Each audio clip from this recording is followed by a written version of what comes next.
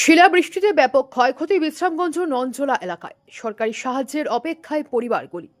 বিশ্রামগঞ্জ নঞ্জলা এলাকায় হঠাৎ শিলাবৃষ্টিতে ব্যাপক ক্ষয়ক্ষতির ঘটনা ঘটেছে।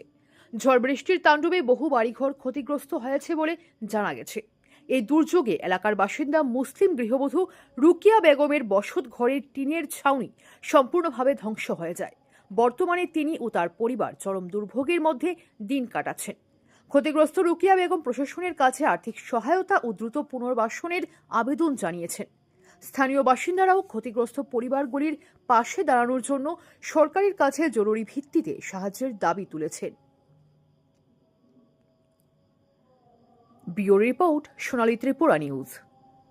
বৃষ্টি আইসে ঘরে থাকতে পারতেছি না, বেশি হিল পড়নে ছিদ্র হয়ে গেছে গা পুরা ঘর। এরপরে বলটল ফাইটতে দিয়েছি, খেটা মাঠে সব ভিজে গেছে গা।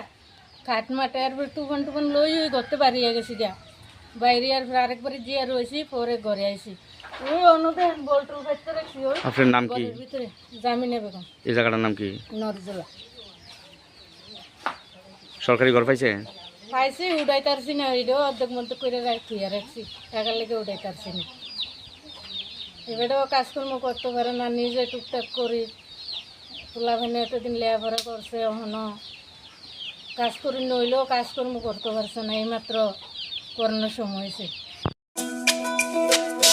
তুমি আছো রান্নাঘরে, তাই সুগন্ধে ভরে, যা খুশি তেমনই খাই তোমার জাদুর রান্নায়। থাকে শুধু লং তরাই, থাকে শুধু লং তরাই।